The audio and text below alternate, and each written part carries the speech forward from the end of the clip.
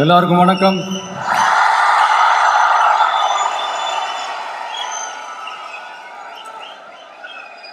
அண்ணல் அம்பேத்கர் அவர்களுடைய இந்த நூல் வெளியீட்டு விழாவில் கலந்துக்கிறது, அதுவும் இந்த முக்கியமான நாளில் கலந்துக்கிறது எனக்கு கிடைச்ச மிகப்பெரிய ஒரு வரமாக நான் நினைக்கிறேன். விகடன் குழும நிறுவன தலைவர் திரு ஸ்ரீனிவாசன் அவர்கள், அண்ணல் அம்பேத்கர் அவர்களுடைய பேரன் திரு ஆனந்த் டெல்டும்டே அவர்கள், நீதியரசர் ஓய்வு பெற்ற நீதியரசர் திரு சந்துரு அவர்கள், திரு ஆதவ் அர்ஜுனா அவர்கள், என் நெஞ்சில் குடியிருக்கும்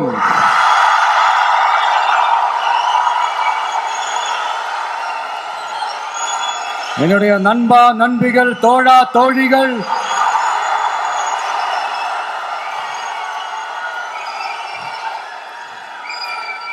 உங்க எல்லாரு கூடவும் இவங்க எல்லாரு கூடவும் இந்த ஸ்டேஜில் நானும் இருக்கிறது எனக்கு ரொம்ப பெருமையா இருக்கு. முக்கியமா இப்படி ஒரு ஃபங்க்ஷனை ஏற்பாடு பண்ணி எனக்கு அந்த வாய்ப்பை கொடுத்த விகடன் குழுமத்திற்கு என்னுடைய மனமார்ந்த நன்றிகளை தெரிவிச்சுக்கிறேன்.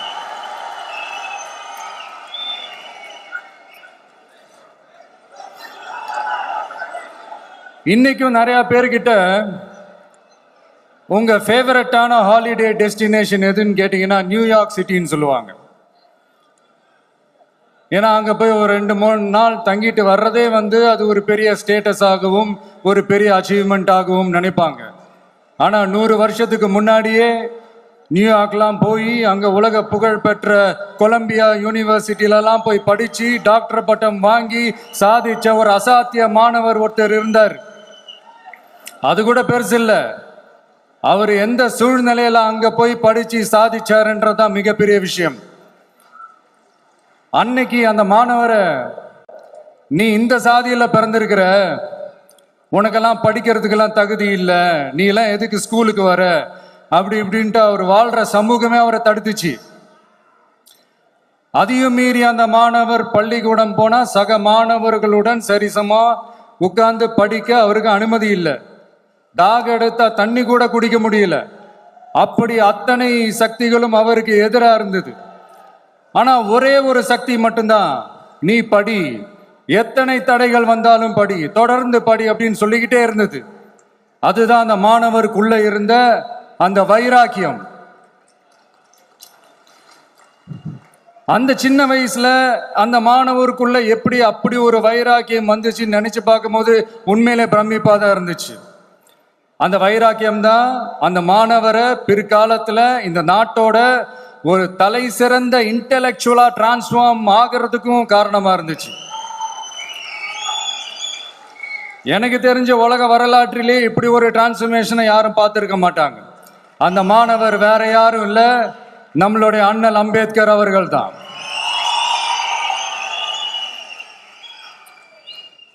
வன்மத்தை மட்டுமே தனக்கு காட்டி இந்த சமூகத்திற்கு அவர் திருப்பி என்ன செஞ்சாரு அப்படின்னு அதை படிச்சு பார்க்கும்போது உண்மையிலே மெய்சில் இருக்க வச்சுது. பிறப்பால் நாம் அனைவரும் சமம், நீ எந்த சாதியில பிறந்திருந்தாலும் எந்த மதத்தை பின்பற்றினாலும் சட்டத்தின் முன் நாம் அனைவரும் சமம் அப்படிங்கிற ஒரு உயரிய கோட்பாட்டை உறுதி செய்யும் நம் நாட்டின் அரசியல் சாசன சட்டத்தை வழங்கி நம்ம நாட்டில் இருக்கிற எல்லாருக்குமே ஒரு பெருமை தேடி தந்தவர். இன்னைக்கு ரிலீஸ் பண்ற இந்த புக்கில்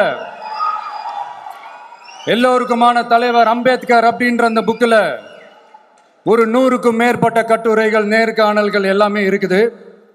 அதில் என்ன ரொம்ப யோசிக்க வச்சது அவர் எழுதின அந்த பயோகிராஃபி தான். வெயிட்டிங் ஃபார் அ வீசான்னு சொல்லி அதுக்கு தலைப்பு வச்சிருந்தார். அதில் அவர் லைஃப்பில் ஃபேஸ் பண்ண விஷயங்கள், அவரை பாதித்த விஷயங்கள் எல்லாமே கிட்டத்தட்ட ஒரு 6 சம்பவங்கள் பற்றி அதில் குறிப்பிட்டிருந்தார். அதில் ஒரு 2 விஷயம் என்ன ரொம்ப பாதித்தது என்னன்னா, அதில் ஒன்று,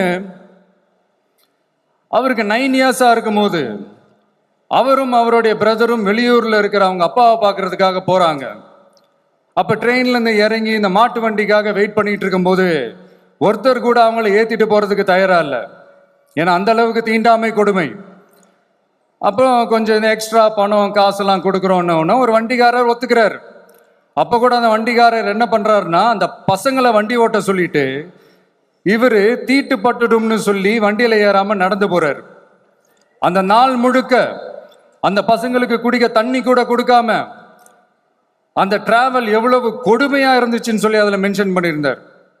ரெண்டாவது, அதே அம்பேத்கர் அவர்கள் அமெரிக்கா பிரிட்டன்லாம் போய் படித்து டாக்டர் பட்டம்லாம் வாங்கி சாதிச்சு ஒரு பெரிய வழக்கறிஞராக இந்தியாவுக்கு திரும்ப வராரு.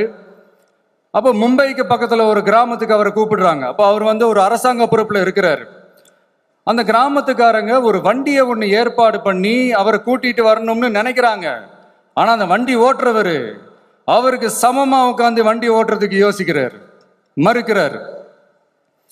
ஒரு லண்டனுக்கு போய் ஒரு பாரிஸ்டர் பட்டம் வாங்கிய அம்பேத்கரை விட ஒரு வண்டி ஓட்டுறவர் தன்னை உயர்ந்தவனா நினைக்கிறார். அதுதான் அந்த சமூக கொடுமை தான் அவரை சமத்துவத்துக்காக போராட வச்சுது. எனக்கு ஒரு டவுட்டுங்க, இன்னைக்கு திரு அம்பேத்கர் அவர்கள் உயிரோடு இருந்திருந்தா என்ன நினைப்பாரு? இன்னைக்கு இருக்கிற நம்ம இந்தியாவை பார்த்து அவர் பெருமைப்படுவாரா, இல்ல வருத்தப்படுவாரா, இல்ல அப்படியே வருத்தப்பட்ட எதை நினைச்சு வருத்தப்படுவாரு? இன்னைக்கு நம்ம நாடு முழு வளர்ச்சி அடையணும்னா ஜனநாயகம் காக்கப்படணும்.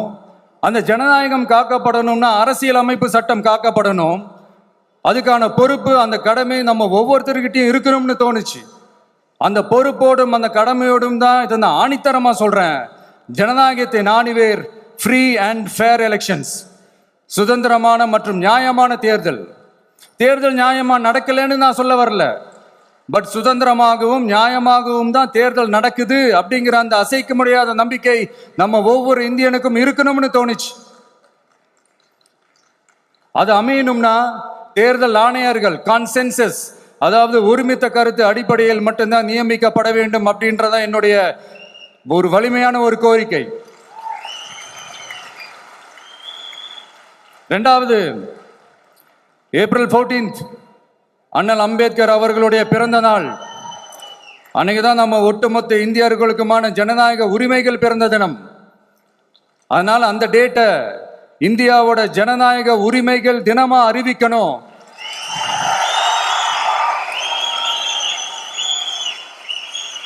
அப்படின்றத என்னுடைய இன்னொரு தாழ்மையான ஒரு வேண்டுகோள். அது இந்திய ஒன்றிய அரசிடம் நான் முன்வைக்கிறேன்.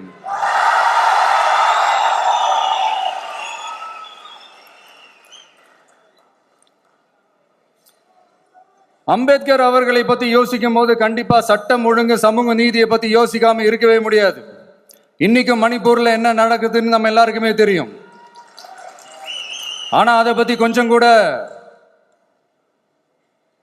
அதை கண்டுக்காம ஒரு அரசு மேல இருந்து நம்மளை ஆண்டுகிட்டு இருக்கு.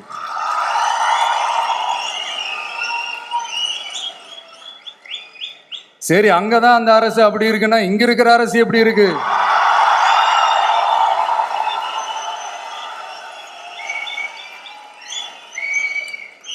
இங்க நம்ம தமிழ்நாட்டில் வேங்கை வயல்னு ஒரு ஊர்ல என்ன நடந்துச்சுன்னு நம்ம எல்லாருக்குமே தெரியும்.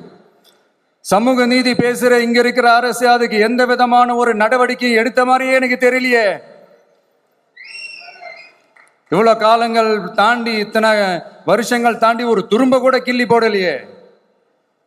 அதுதான் இதெல்லாம் இன்னைக்கு அம்பேத்கர் அவர்கள் இன்னைக்கு பார்த்தாருன்னா வெக்கப்பட்டு தலை குனிஞ்சு போவார்ல. கரெக்டு, நம்ம நடக்கிற பிரச்சனைகள், நடக்கிற கொடுமைகளுக்கெல்லாம் நம்ம குரல் கொடுக்கணும்.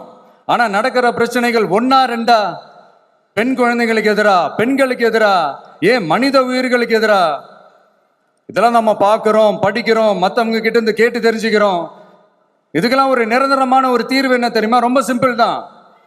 நம்ம தமிழ்நாட்டு மக்களுக்கு தேவையான அடிப்படை வசதிகளை பாதுகாப்புடன் முறையாக முழுமையாக அளிக்கும், மக்களை உண்மையாகவே நேசிக்கிற ஒரு நல்ல அரசு.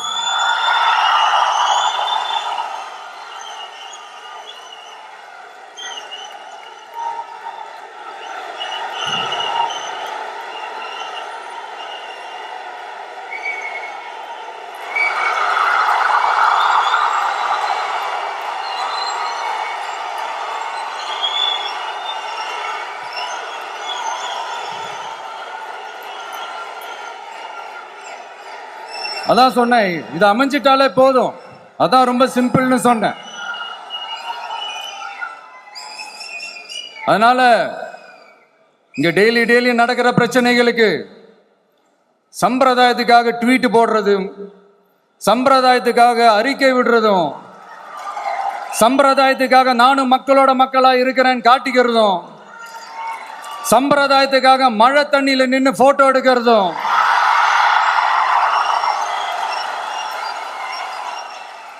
எனக்கு அதுல கொஞ்சம் கூட உடன்பாடே இல்லை. பட் என்ன பண்றது, நம்மளும் சம்பிரதாயத்துக்காக சில நேரத்தில் அந்த மாதிரி செய்ய வேண்டியதா போயிடுது. அதாவது நான் என்ன சொல்ல வரேன்னா, மக்களோட உரிமைகளுக்காகவும் அவங்களோட உணர்வு பூர்வமாக இருக்கணும். என்ன ஒவ்வொருத்தரும் அவங்க குடும்பத்துல ஒருத்தனா நினைச்சிட்டு இருக்கிற அவங்க தமிழ்நாட்டில் அவங்களுக்கு எங்க என்ன பிரச்சனை நடந்தாலும் அவங்களோட உரிமைகளுக்காகவும் அவங்களோட உணர்வு பூர்வமாக இருப்பேன். எப்பவுமே அப்படிதான் இருப்பேன்.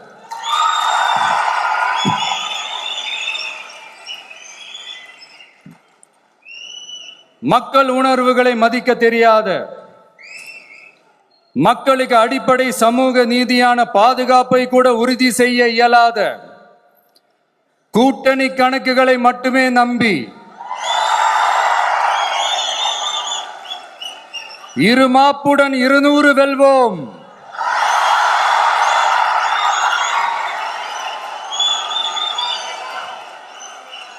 என்று எகத்தால முழக்கமிடும் மக்கள் விரோத ஆட்சியாளர்களுக்கு என் மக்களோடு இணைந்து நான் விடுக்கும் எச்சரிக்கை,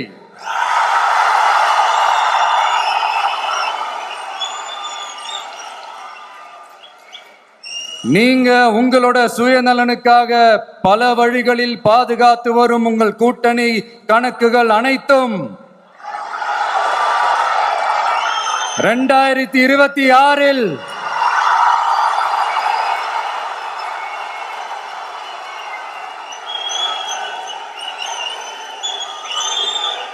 மக்களே மைனஸ் ஆக்கி விடுவார்கள்.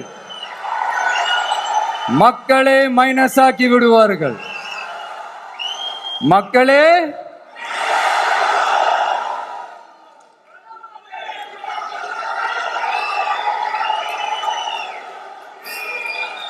எனக்கு இந்த வாய்ப்பு கொடுத்த விகடன் குழுமத்திற்கும் வந்திருக்கும் பெரியோர்களுக்கும் சான்றோர்களுக்கும் மீண்டும் என்னுடைய வணக்கங்கள், மீண்டும் என்னுடைய நன்றிகள். கடைசியா ஒரே ஒரு விஷயம், விடுதலை சிறுத்தைகள் தலைவர் திரு தோல் திருமாவளவன் அவர்கள்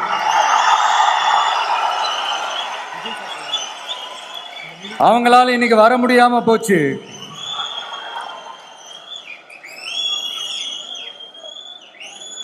அம்பேத்கர் அவர்களுடைய புத்தக வெளியீட்டு விழாவிற்கு கூட அவரால் கலந்துக்க முடியாத அளவிற்கு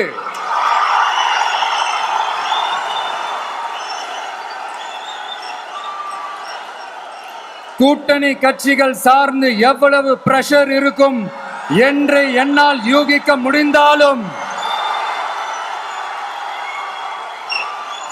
நான் இப்ப சொல்றேன், அவருடைய மனசு முழுக்க முழுக்க இன்னைக்கு நம்மளோட தான் இருக்கும். நன்றி, வணக்கம்.